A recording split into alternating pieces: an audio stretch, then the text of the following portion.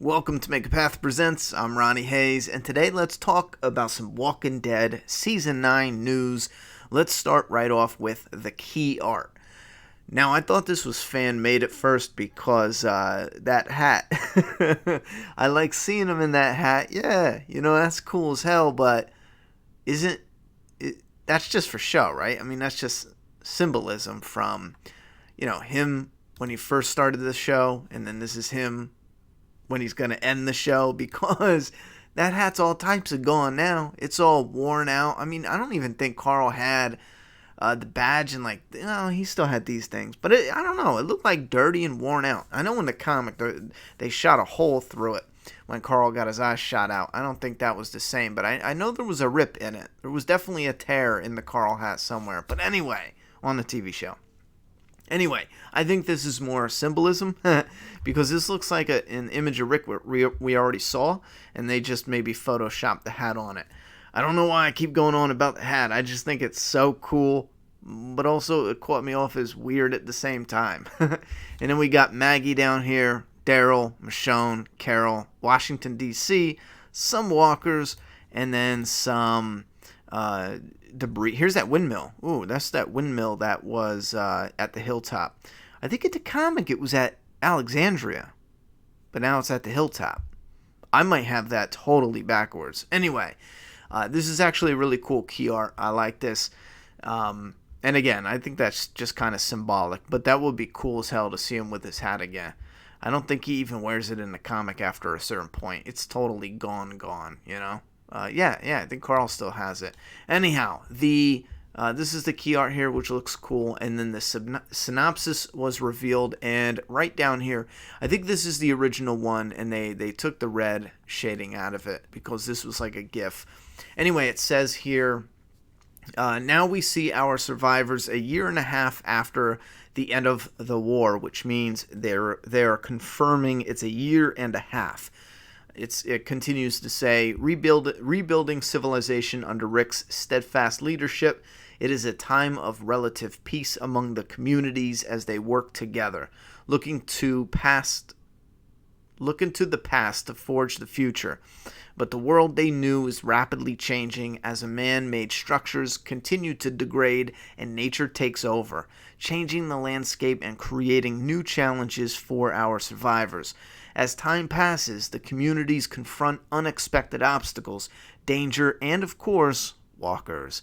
But nothing quite prepares them for the formidable force they are about to encounter, which threatens the very idea of civilization that our survivors have worked so hard to build. Based on the comic book series written by Robert Kirkman and published by Image Comics, The Walking Dead reigns the number one. Okay, this just continues on and on. So that's pretty much the synopsis. It doesn't really tell us much that we didn't really see coming, right? Internal conflict and then an external enemy showing up either a little bit after or right around the same time. Layered. Anyhow, the new logo for The Walking Dead, it's been cracking and crumbling and decaying for years, and now we have vines growing on it. I made a stupid joke on Twitter. I normally don't like making stupid jokes on Twitter, but I said, sometimes I got just an off, everything's a joke, and I feel like on Twitter and text messaging, I just feel like it doesn't read as funny and as goofy and as silly as, and this is kind of tame. But I try not to say stupid shit, but sometimes I fail. Anyway, it says, I think there's a secret message here. Maybe Skybound is interested in Doomsday Kingdom. Get it? Because the logo's both. Okay, never mind. I'll shut up now. And that was because I was shocked that I know they did the tape. Remember in the trailer, they did it looked like there was transparent tape, and they redid the logo and stuff like that. So, hold on, my pop filter is way too close to the mic or something because it's supposed to be stopping those pops. All right, there we go. I must have bumped it. Sorry about that. Anyway, the logo now has overgrowth, and that's not the same as what we saw in the trailer. So this is what gave me the idea, because this is the logo to my comic Doomsday Kingdom. And I love this. It's got the vines and the overgrowth. So obviously I love this. I can't really love this and hate this. That would be crazy. I'm digging that new logo. I hope they keep it on there for the whole new beginning. Don't make this like something they whipped up for fans to discuss or just to pop on Twitter. I want them to keep that logo for now. I like that. Anyhow, on Instagram, I just caught this. They did a little sneaky post. I tried looking for it on Twitter and on the website, and for the life I can't find it. But when you go to Instagram, you can follow the link, and it takes you right here saying The Walking Dead comic characters Tammy and Earl cast for season 9. Now, here's the thing. In the comic, she is the mother to 2 kids who get in a fight with Carl, and then Carl hurts them a lot. And Earl is somebody that Carl works with. Carl is Earl's apprentice, learning how to be a blacksmith, because Earl is a blacksmith.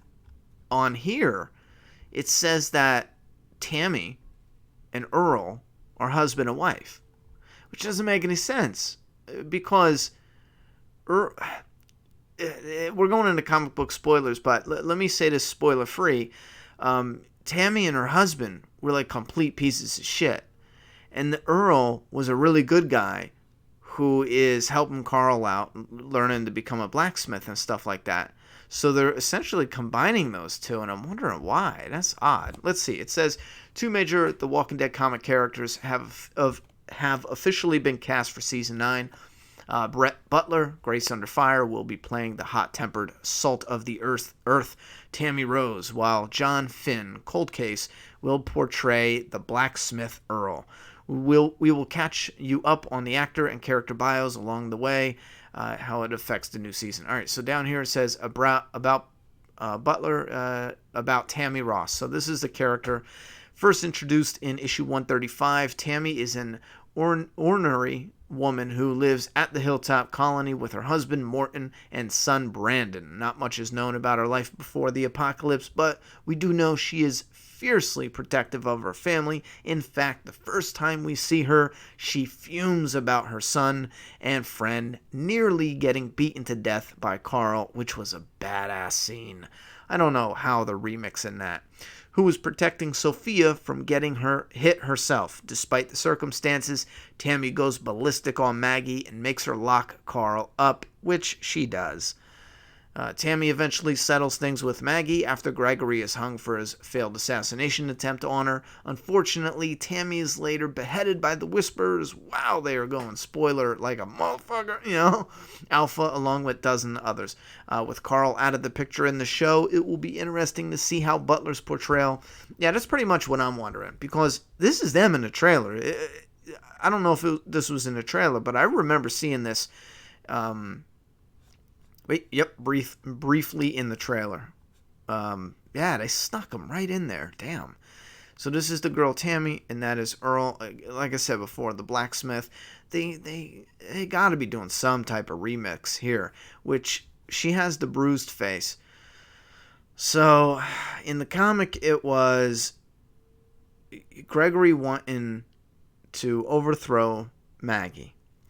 You have Carl getting in a fight with Tammy's kid, almost killing him, and then Tammy and her husband go to Gregory, they're all talking, and they bring up the idea to attack and kill Maggie. Problem solved. So I'm kind of wondering, with Carl gone and Sophia gone, it's likely going to have to do with Enid. I mean, why have her there if you're not going to give her some juice? So if it's Enid in this altercation, who's going to protect Enid? Maybe it's a new kid. I feel like that is wildly disappointing, because why not give us a character we've already seen a little of? So I'm not really sure now who they would mix up in this. It's got to be in like the first episode. It's got to be popping off real quick. Maggie only has 6 episodes in this season, so it's got to be in the first or second episode where we at least get the altercation between Tammy and Earl, and that problem jumps off. So I'm not sure, but all I know right now is it makes sense to have Enid involved to some degree. It's got to be somebody Maggie cares about. I mean, they could throw a wild curveball and Maggie is just making a ruling on people fighting and it's not people connected to her. It could be Daryl even. I don't know. Anyway, here's Earl. In the comics, Earl is the Hilltop's easygoing blacksmith who helps create weapons and armor for the colony. And this is what I don't know. I don't. Okay. You would think you would need Earl in All Out War. I'm just saying. But we never saw him. Eventually, he mentors Carl and helps protect his neighborhood during the Whisperer War. However, the show's version of Earl will be married to Brett Butler's Tammy, meaning his character could be remixed with Tammy's comic husband Morton. This kind of does rub me the wrong way because Earl, not Merle.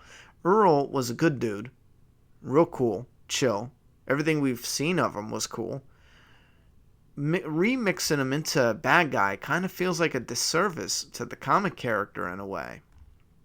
Anyway, in the comics, Morton is an aggressive, hot-tempered man who, like his wife, holds a grudge against Maggie for their son's attack. When Tammy's killed by Alpha, Morton becomes even more furious and openly opposes Rick's retaliation plan. He gathers some friends to try to kill Rick himself, but Rick bites his throat out, causing him to bleed out and die. Now, here's the thing. Would they have Rick killed off by members of the community that he helped build? Is that more poetic than having just the new villain show up and do it? Like if it's the new Whisperers?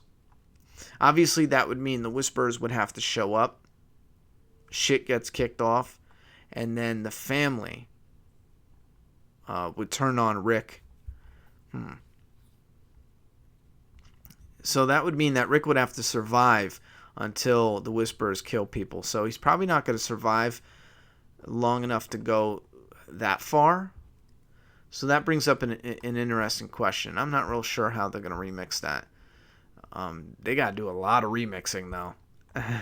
A lot. We'll have to wait and see if John Finn's Earl is actually mixed in with the comic version of Morton, or if he's true to the source material. They could make him both. I mean, they could make him sympathetic and make the wife more of the raging psycho. Again, having that conflict there would, conflict is king in Hollywood. I could see them doing that as far as the writing, but the one thing I'm trying to really figure out is, would they have a poetic end to Rick being killed off by people in his own community? I mean, in the comic they failed, but in the show, if they did that, they are dead. There's no forgiving that. I mean, shit, Daryl's gonna chop them up, if not Maggie or Michonne. So I'm not really sure. Maybe at this time I'm still sticking with the Whisperers being the ones to take Rick out, if it's not just something different. Because keep in mind, they might have him just simply get injured on a work site to some degree, and I know that sounds ridiculous, but I'm just giving you a real general example of him being killed outside of the Whisperers, or his own people that, not his people like Daryl and Maggie and Michonne, but people within their own community getting mad at his leadership and trying to take him out. So, all right, so we got some interesting stuff here. Give me your thoughts and opinions about this stuff down in that comment box. Like I said, it's going to be real interesting to see how they remix that with these new characters specifically. So, thoughts and opinions down in that comment box. I'm done talking. It's your turn.